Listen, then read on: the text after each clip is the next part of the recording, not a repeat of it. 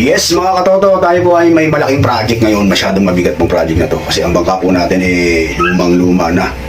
Inaabot na po ng pagkabulok. Pero yung mga dingding niya po okay kasi yari po sa PVC. Ngayon gagawa po tayo ng panibagong bangka, medyo malaki. Para convertible po yung ating buhay. Pwede po sa pantilapia, pwede sa pamansingan o pamingwitan. At pwede rin po sa pangtahungan. Kaya may papasyal po kayo. Medyo matagal-tagal po itong proyekto na to kasi gawa po siya sa mga plastic. Hindi po plastic na tao ang pinag-usapan po. Plastic na mga raw material. Ito ay mga binigay at mga napulot po natin, inipon-ipon po natin. Ngayon bubuuin natin, gagawin po natin pinakamatibay na bangka. Yari siya sa tubo ng tubig. Ito po, ganito po katataba yan. O yan o. Ganyan po siya kataba. Dito kasi may yan Yan o, ganyan. Bali 1 medya ang kanyang kapal. Yan po binigay lang po sa atin ng mga kaibigan. Binibigyan lang po natin ng konting pabuya, pangkape. Bilog po ito kasi ang bilog po nito, hindi po nagkakamali kung sa labas pong susukatin, tulis-tulis, yung pinakadulo-dulo. Nasa 13 yata ang ang bilog sa labas sa loob siguro mga 11 ganyan. So inati-hati na po natin. Nahati po natin siya sa 18 piraso mga katoto. Ganyan po yung distansya nyo. Yan. Ganyan po kalaki.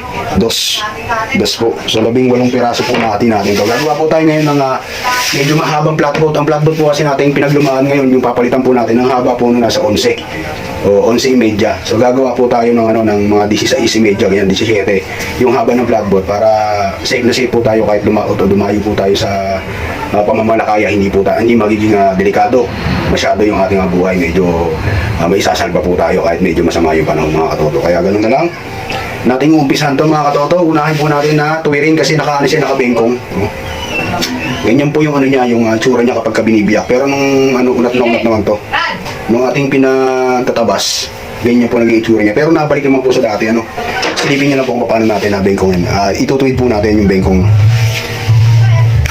Yan, ganyan lang po. Bumabalik naman siya. Kaya lang nabalik. Na-straight naman siya. Yan.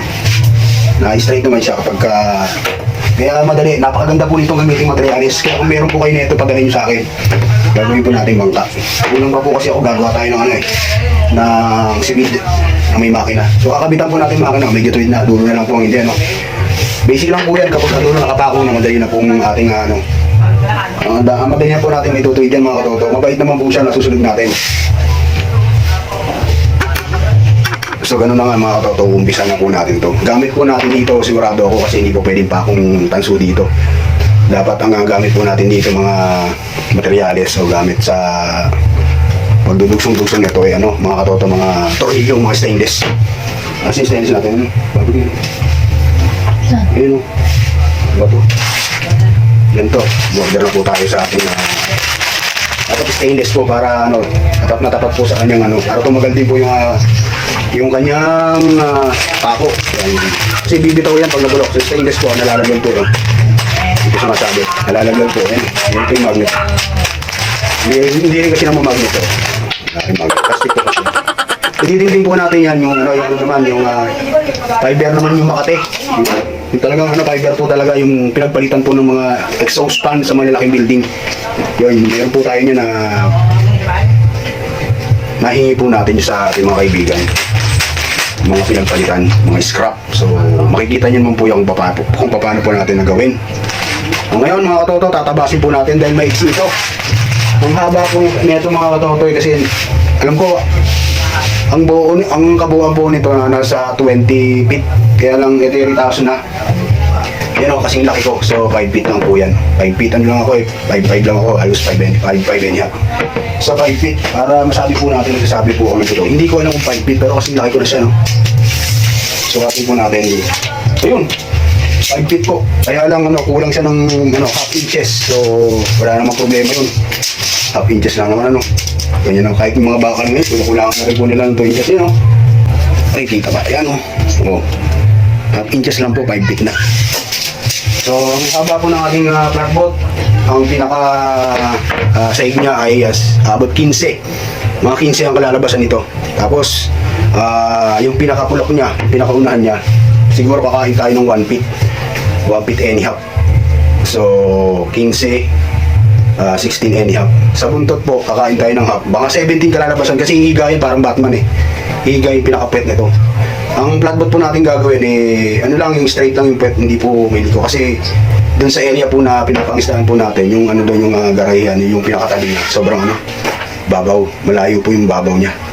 Hindi po yung Julius kating-kate, marami po kasi mga siit. Kaya mahaba pa yung tutulakan natin katoto. Kaya lalaparan na lang po natin yung puwet. Maganda sana kung puro tulis yung dulo Pero hindi siya advisable dyan sa lugar namin. Siguro sa kanila tayo gagawa ng ganun kapag meron ng lalim dun sa area.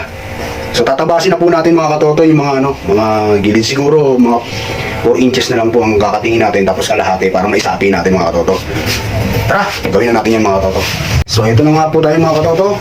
Ang susukatan po natin hindi po dito sa labas, dapat sa loob po tayo kasi yun yung pinakamaliit. Kasi pag dito po tayo, sigurado madadaya tayo yan. So yung kalahati lang po ang ating kukunin kalahati, yan. Tapos 4, magbaba tayo ng 4 inches lang po ang dugtungan natin. Okay na po yun, 2 tornilyo pasok. Gigitna na lang natin kapag may dugtong pataas. So yun, gis, kulang ng gis ayun, gamitan natin kahit pa paano ng eskwala para baka sabihin naman nila hindi natin ginamitan ng eskwala. Pinatutuloy natin.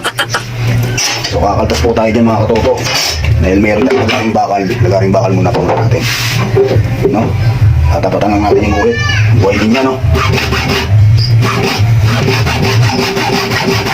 medyo mahaba-haba akong vlog na to mga toto. Sana hindi po kayo magsawa na panoorin. Pero ito yung ginagawa natin first time lang ito makikita ninyo buong buhay ninyo. Tayo lang po ang gagawa nito mga katoto. Kaya lang siyempre tayo lang mag-isang gagawa. Wala tayong katuwang. Medyo matatagalan yung paggagawa natin. Pero gayon pa man sandali, iyoko ko lang, hindi nyo makikita pa paano natragaliin. Yan, pagtsatsagaan po natin yan. Kasi ito naman, binigyan mo na yung binigyan mo siya ng panahon, sigurado mahabang panahon ng gamit ito. Ang lagari po natin, puro may papahasapan natin kung may time. Yan, medyo mabagal mga katoto.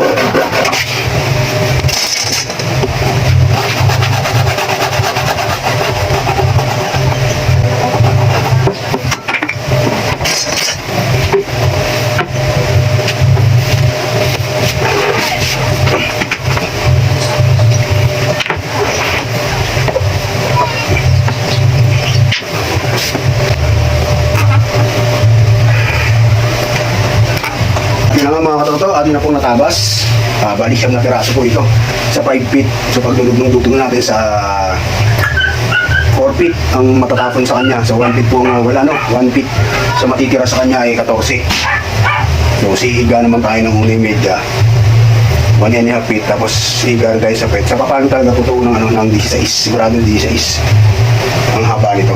So pagdudugtongin na lang po natin ito, tornilyon po natin, tapos lalagyan natin epoxy sa, tapos ihahanin na po natin ito mga katoto. Ganito pang gagawin natin mga katoto. Kaya tungkutong po 3. Bali flatboat po ito. Bali 3 hani po ito, 2 gilid sa isang gitna. Siguro naman hindi naman mabibengkong to kasi matigas po sa yun. Pag ganito malambot, pero pagka nakatagilid, hindi na po basta-basta matigas, makunat siya. So mas maganda to gamitin sa dagat. The best to mga katoto.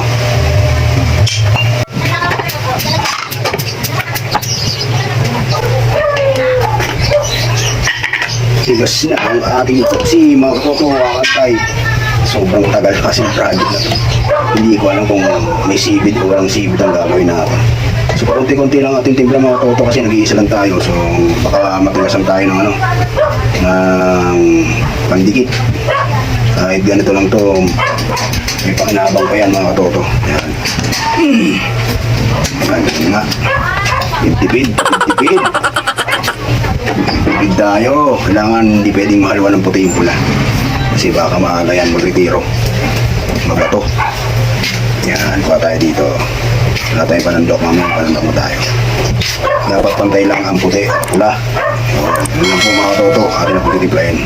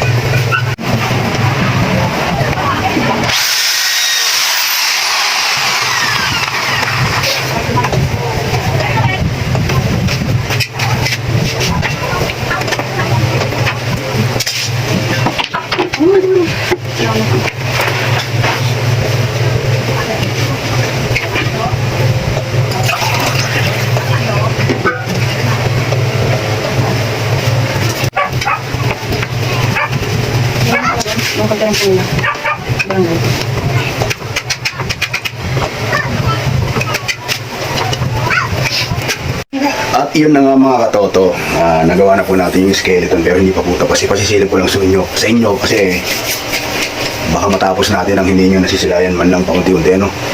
Bagamat dinahandahan natin mga katoto, makikita, ipapakita ko po sa inyo yung itsura ngayon ng skeleton natin pero hindi pa siya kompleto. Mamaya na lang natin punuin, gigitnaan po muna natin para tumigas yung gitna niya kasi malambot kasi gawa. Siyempre yung materials po natin ay plastic. Ipasisilip ko lang po sa inyo, ha.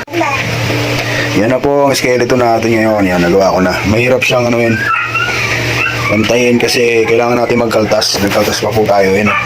Kaltas po tayo ng piraso kasi mayroon siyang parang arko. Yan, kaya kailangan natin kaltasin para mas matibay siya.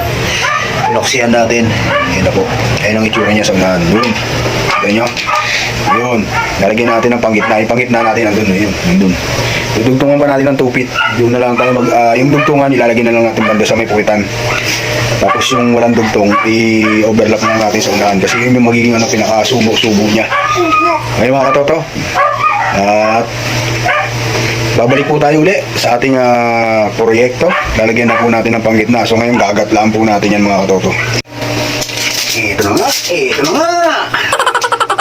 Ito. 29 and a half. So mangyayari niya ng kalahati po ng 29 ay 14 and a half. May half pa. 29 and a half. So 1/4. Siyempre divide by 2, no? Di bali magiging 14 3/4. 14 and 3/4. Yun, no? 14 and 3/4. Yung po pinakasentro niya.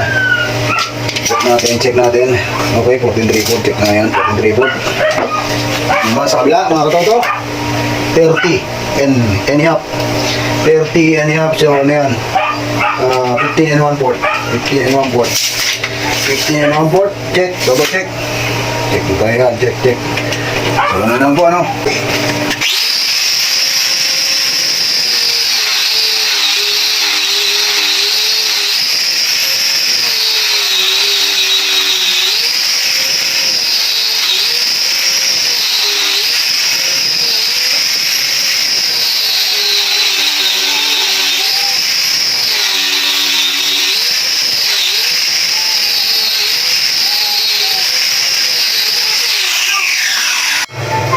Hindi biro matalaga ng mga batang espesyal na pangangailangan. Lalo't limitado rin naman, kaya na naputuloy ng Pilipino. Ngayon pa man, sinisika pa rin ang pasilidad na pangalagaan ng mga bata sa tulong ng social workers. As a social worker, kami yung pangalawang magulang na tumatayo sa kanila dito, naawa ko sa sitwasyon na meron sila. Since hindi sila tulad sa akin ng normal, kasi first time din masukin lang nila ng babae, ng mga hospital tulad natin. Matinding pasensya, pag-intindi, at servisyo kailangan may bigay sa mga batang espesyal na pangangailangan. Bagay na hindi. Manapin po sila, tinutuloy po namin sila bahagi ng aming mga pamilya, masaya po kami na napaglilingkuran sila. Bakit ko isipin na may mga magulang na kaya itaguin at ipagsawalang bahala na lang ang kanilang mga anak. May tutuloy ng bilang isang biyaya at kasalutan ang pagpasok nila sa patuloy ng Pilipino. Kung saan may mga individual na handang ialay ang kanilang oras at puso sa mga batang pinalimutan at ilabandonan ng lipunan. Ako na bahala sa'yo. Okay, Ivan, para hindi ka na napagulit. Medyo challenging po siya, medyo hirap. I think hindi po yung... Ay, kamalingay ang nakakalain ng Pinoy. Yung last na pinanalo na nakuha yan. Ang kaya ang bigat i-aggressive ang gusto ng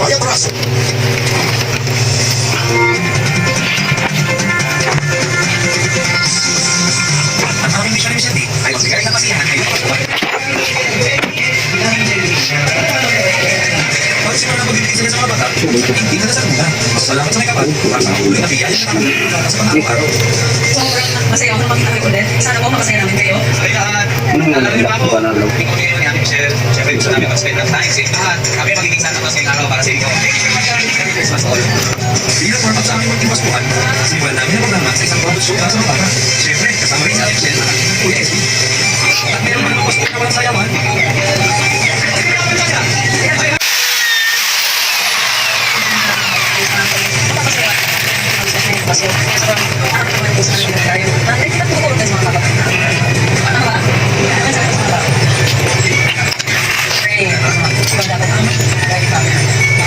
Experience every time na.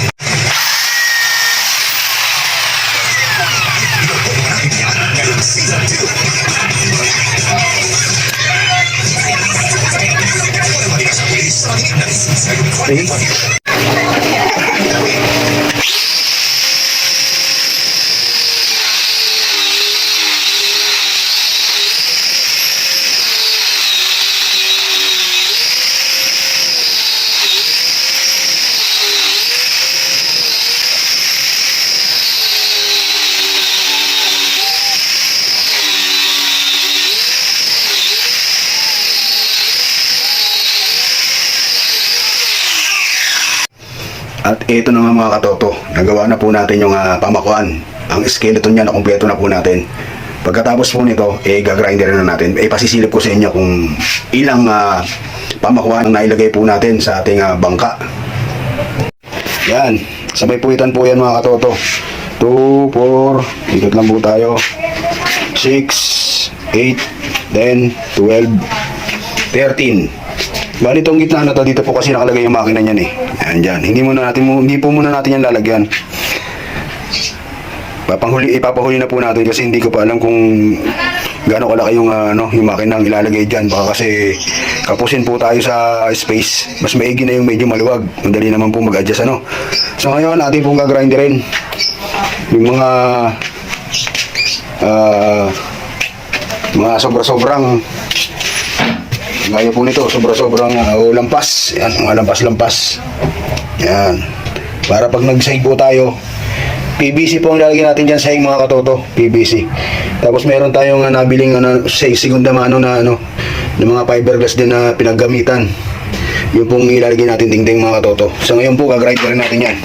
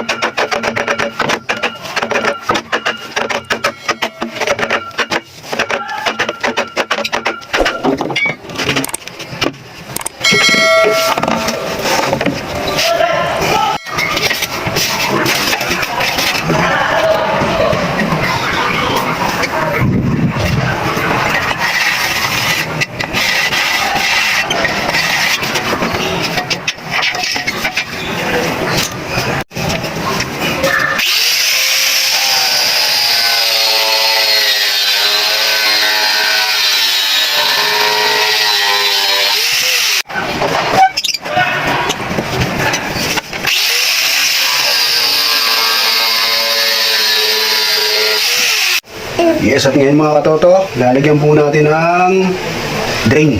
Pinaka-drain niya bago tayo magsahig. Bubutasan po natin yung dito pamakuan. Kasi yan ay may tornilyo po dito. Halos 1 3/4, 1 1/2 yung tornilyo po natin. So ito na po yung gagawin nating guide. Para hindi po tayo malito mga katoto. Ayan. Dito po tayo maguguhit. Yan, ganyan. Ayan, bubutasan po natin yan. Siguro mga puno yung lalim. Okay na po sa daloy ng tubig yun kasi importante po yun kapag may tagay siyang bangka. Ang paglilimas po natin doon na po sa unahan. Lahat po ng tubig na sasalo buhat dito sa may puwitan pababa, didiretso na po dun sa may unahan para isang limasan na lang po. Kaliwat kanan po yung butas po nito. So bisa na po natin at nalapisan na po natin natin na po bubutasan yan. Dito muna tayo magsimula siguro. Yan, dito muna tayo magsimula. Dito. Dito. Gumitan po muna natin yung mga katoto. Yan. Para pag nag-save tayo mamaya, ito na po yung gawin natin pamantayan. Para yung butas po, hindi matamaan.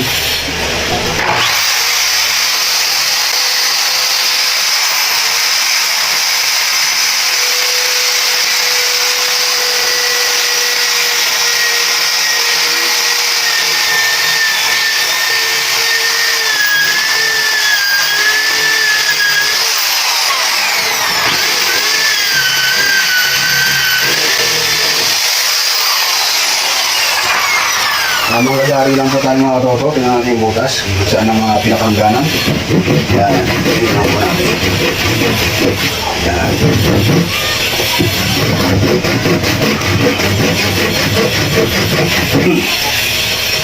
Yan, butasin po natin.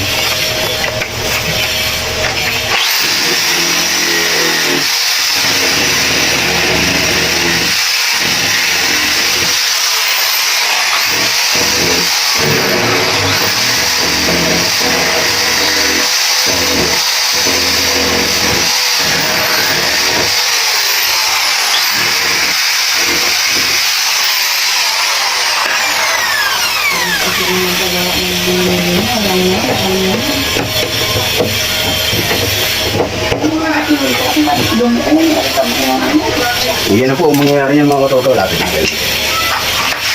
Lapit natin. Diba ito?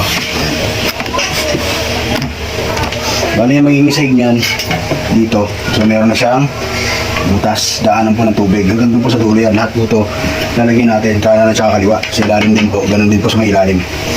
May mga katoto. Ganun lang po. Tatapusin po natin. At least kahit pa paano meron po kayong idea kung bakit importante po tayo maglagay ng mga drain sa ating mga skeleton bago tayo magsahig.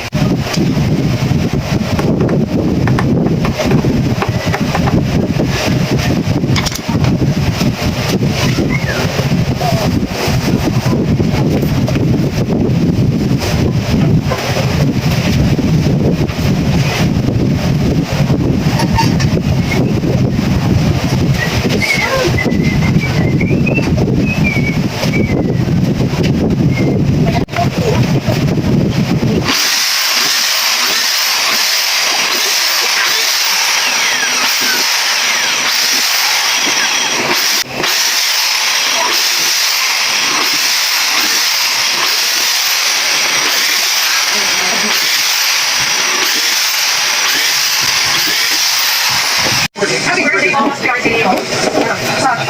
Nakakaya ko sa pag-dinner, happy birthday po. At yung mga kita informasyon dapat yung malaman sa akin. Para sa akin, Kami, ang iyong mga nasasya.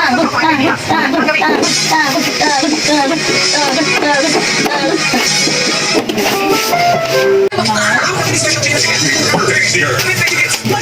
Mas marami pa natin sa akin para yung mga special chicken kasama. Uy, sinigla ba is effective ha? Right? Parang natin Di ba ganun yung Steve Wonder? Ayan, tumigising ko. Sarap ng tulog ka. Kasi, we're hindi tumibili. Kaya ito comes to Velvet. Good job, very good job. From day one, Ang saya ko ni Mami. sa Sheer, everyone helping to comfort, protect, and support. Expert na agad. Thanks to you guys. From day one, EQ Try. Ang ganda ng first one.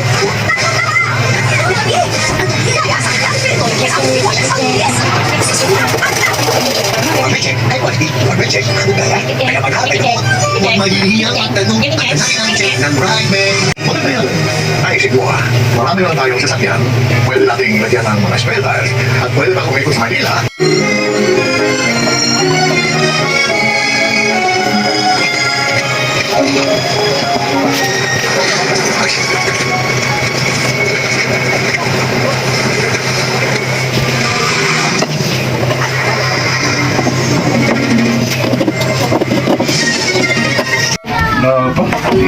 Hindi ka ba nag-transformer 110? Meron na. Meron na. Ilan ang power bili mo? 1,000. Magkano bili mo? 500 lang. Pwede sa welding ko tayo pag ano. Taas. Yes, mga katoto, dahil sa scrap na po yung ating mga PVC, kailangan po natin tanggalin yung mga langis. Yun o. Kasi hindi kakapit yung pandikit mga katoto kapag hindi natin tinanggal yan.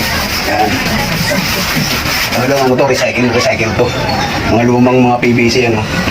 Meron pa nga dito butas. Yun o. Butas. Magamit natin siya. Linisin din natin yung mga katoto.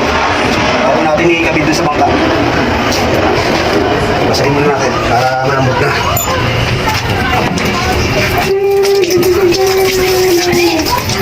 Okay?